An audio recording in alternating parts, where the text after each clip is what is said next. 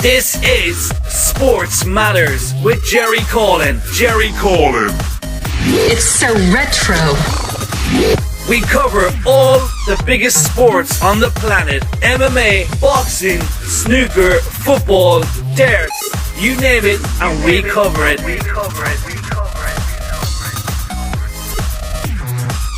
Check out all the latest interviews with Jerry and the Stars weekly on Sports Matters. Okay, so welcome to Sports Matters with me, Jerry Coughlan. I'm joined by Irish snooker legend and former world champion Ken Doherty. Ken, how's things with you? Not too bad. Yeah, not too bad. Enjoying a bit of the summer break and enjoying a bit of the sun that we rarely get up here in our own country, but it's been nice now the last few days, so enjoying getting a bit of air into our lungs, you know. It is indeed. I'm actually shell-shocked myself in Cork because I went to work this morning. I was in the office, I'd say, for 6 a.m. and it was fairly dull. And I was saying, it's definitely one of those days. But I came outside at about 3 p.m. and there was people in shorts, ice creams were out. It's just crazy. Bipolar country.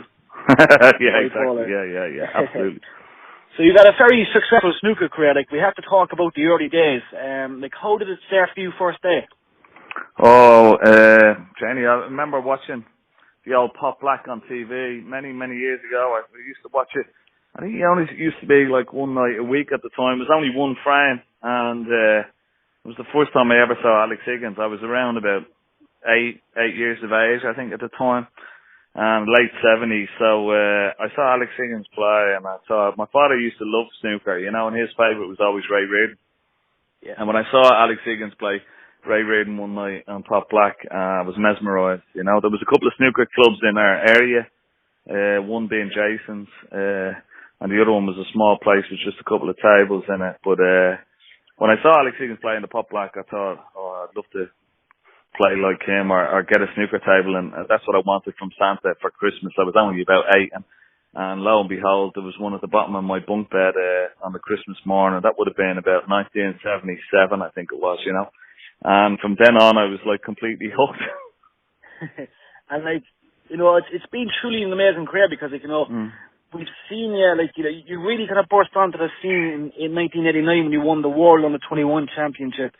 But what did it feel first of all? Obviously you won. I think it was, what year did you win the All Ireland? I think you were Irish champion. Was it at the age of? Yeah, it was 1980. I won the first All Ireland in 19. I actually lost in the final when I was 15 in Cork. It was in the Metropole Hotel. The final was at Metropole Hotel. The all the way up to the final was held in Dublin, and then the final was held down in Cork for some reason. But I'll never forget it. It was 1985. It was in the Metropole Hotel there in Cork, and I was only 15, and I lost to a guy called Gabriel Burns from Dublin. And he beat me well in the final. I think he beat me 9-3 or 9-4, But I was very green, I was very young, and I wasn't expected to get to the final at all. And that was really beginning. I won it a couple of years later in 1987, and I won the All Ireland in 87, and then I won it again in 89. I'd gone to England in 88 and came back to win it in 89, and then I won the World Amateur and the World Junior Championships in 89 as well. But of course, winning the Senior World Amateur Championships out in Singapore in 1989, that gave me the ticket to break onto the professional circuit, because I've been trying for a couple of years when I moved to England in 88 to try and play in the Pro-Ams, to try and get the experience, to try and qualify through the qualifying system over there. But only winning the World Amateur Championship and of course winning the Irish Amateur Championship would get me out there initially. That gave me the ticket to turn professional in 1990. And what was the difference? Obviously Ireland back then, it would have been the snooker halls would have been quite busy, but they were, yeah. They were indeed. There was lots of really good players here. I mean, I'd spent many weekends going to Cork to play in the 147 or the Pyramid there in Talc or the Victoria there on the Quays. We used to have Munster Opens and Cork Opens and Cork Championships, and I'd played down there many a time. And the halls were buzzing. The 147, Liam O'Connor in Cork there had done a wonderful job to keep the game very vibrant and getting kids into play and bringing professionals over. I think he was one of the first guys in the country to bring over. I remember him bringing over Dennis Taylor when he was 85 world champion. Yeah. Into the next tune in Cork and filling it with like 3,500 people. It was incredible. But you know, there were lots of really good players in Dublin and around in Cork and around the country at the time. But the problem was for me when I got to a certain stage that I was a sort of a big fish in a very small pool. So it was the reason why I had to go over to England to try and turn professional and try and play against the best in the world, because over there they were the best in the world, you know. So I had to sort of see how good I really was, and was I really going to be able to make it? And in fact, it was Liam O'Connor's son, Anthony O'Connor. The two of us made that trip over when we were just 18, and we stayed with his mother's cousin in a place called Chiswick for the first couple of weeks in London, in digs. Like, you know, they put us up for a couple of weeks just to get our bearings, and we eventually stayed there for I stayed on there for 10 years almost, you know, in London, trying to make it. And of course, when I turned professional after a couple of years, then I was up and running, you know. You were indeed, and of course you won the 1993 Welsh Open. What did it feel like? I'd say all the hard work put in. Yeah. It must have been some relief, you know. Well, it was because it was a lot of it was one of those things that everything happened very, very quickly. You know, I turned pro in 1990, as I said, and you know, I lost in my first major ranking final. I think it was in 1992 to Jimmy White in the Rotmans Grand Prix. I lost in the final to Peter Ebden the following year in the Grand Prix as well. But then in later on that year, I'd won my first world ranking tournament, which was the Welsh Open, and that was sort of a breakthrough. It got me up to knocking on the door of the top 16, and it sort of gave me the confidence to play against all the top players, you know. Of course. And when you win that first one, you'll never ever forget it. And I remember beating Alan McManus in a nail biting finish. It was 10-9 down in Newport in 1993. Yeah, and I still have the framed, like what would you call it? The draw. You know, as the draw was made, the guy says, whatever you do, don't forget to take one of those draws off the wall. Get all the players. Get it all filled out with names, and I have it ever since in my snooker room now in Dublin, and it's from 1993, of all the players who played in it, right the way from the first round, right the way to the final, and it's pride of place in my snooker room up here in Dublin, you know. Great piece to have, Yeah, very nice. What kind of snooker players did you look up to? I know you mentioned Alex Higgins and stuff, but like, did you ever get kind of starstruck at the start when you were playing against the lads at the early stages, or was it just, you know, it kind of came naturally after a while? Well, I mean, I looked up to Higgins, and I looked up to Jimmy White was another favourite of mine, you know. But I used to, because I lived over, then I moved from Turner Green over to the Essex area. Steve Davis used to come up and practice with me, you know. And I used to play Ronnie O'Sullivan from the time he was 12 years of age. But Steve Davis used to come up and practice with me quite regular. We used to play like a best of 9 for a fiver, or, you know, that's all we would play for. But it wasn't the fiver. It was the fact that, you know, like, nobody liked handing over the fiver, and especially Steve Davis, no matter how much he was worth, you know, it was like getting blood out of a stone against him. But it was great. It was great practice, you know. We were sort of a great sparring partners, and I really respected Steve, and I had a lot of time for him. And as things went on, you know, he used to give me bits of advice and encouragement, and even now, like, you know, talking with him and working with him on the BBC, I've had a long sort of standing relationship, and you know, a good relationship with him, like, and he's a really good guy and a great ambassador for the sport, you know. He needs to stop DJing, because he'll end up going deaf or something if he that music going through the headphones. He's flying. You know, I've seen him there. He's doing really well in the DJing and everything. Yeah, he's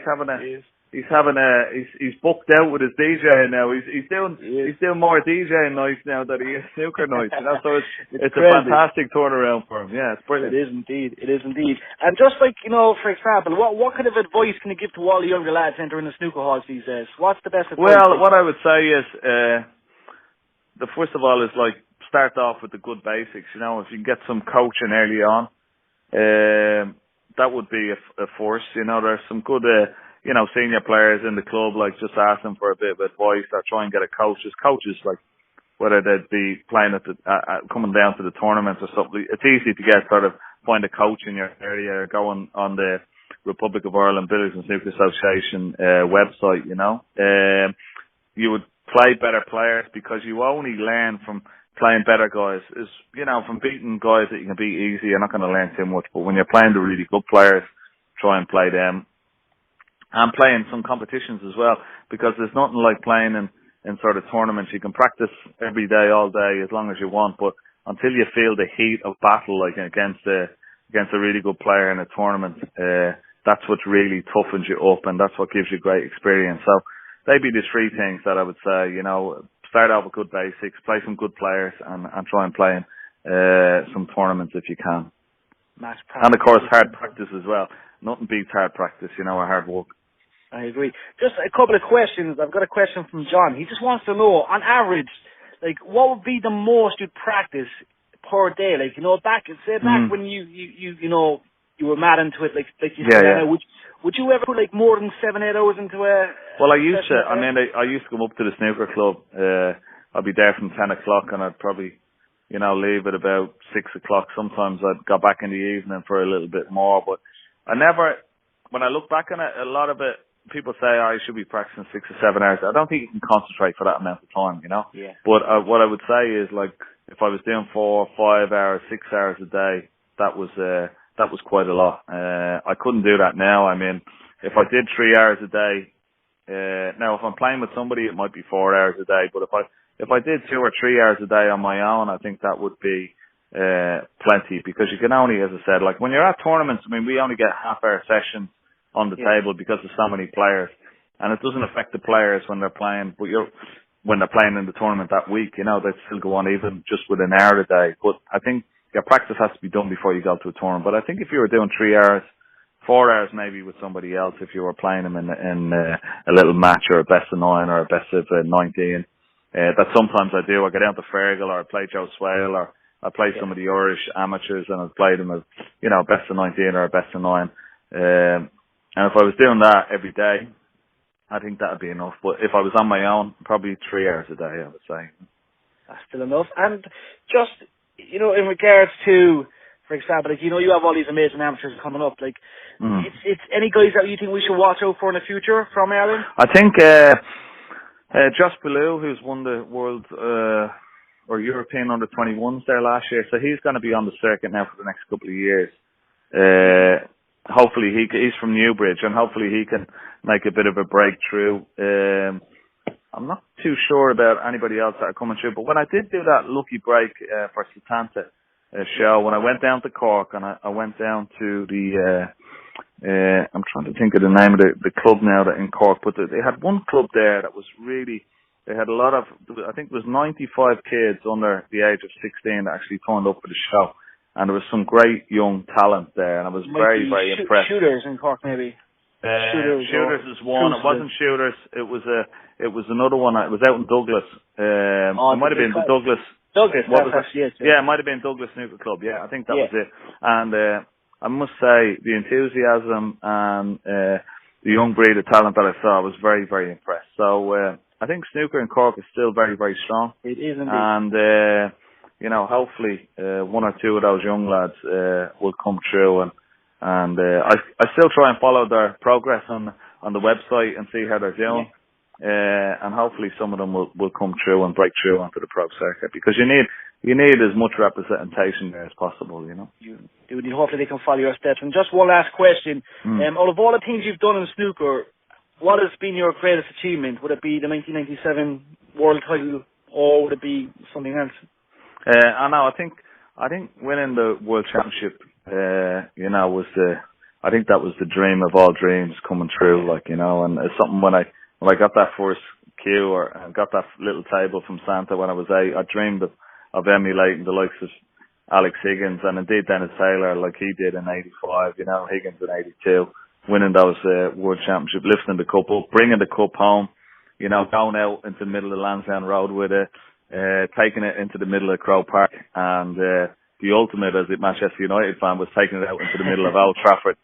So that year as world champion and winning the World Championship and doing those fantastic things that you could only ever dream of, you know, and sometimes dreams do come true. So never give up your dreams. Always always believe that the impossible can happen, and certainly it did for me, you know.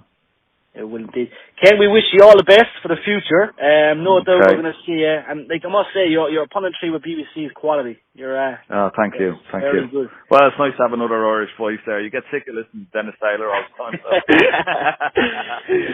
That's true. We'd be lost. 1985, you know. I don't mention 1997 as much as he mentions 85. So, but it's good. Dennis was good. Yeah. Dennis is great. Yeah, Dennis is great. Well, we have no doubt we'll see you in Cork anyway in the near future. You do a lot of exhibitions around Ireland, so we do a few. Yeah, we do a few, and the lads down the shooters, John Paul and Chris, and that they always trying to organise some exhibitions. So I love coming to Cork. It's a great spot, and I've had some very fond memories there as well. So yeah, look forward to it again, and hopefully we'll be down there soon. Legend, Ken. Listen, all the best for the week. Hopefully United will have a good season next year as well with Mourinho coming in. I hope so. Can't be any worse. Not at all. Ken, thank you, sir, and we'll catch you soon. Appreciate it. Okay. Thanks, Jerry.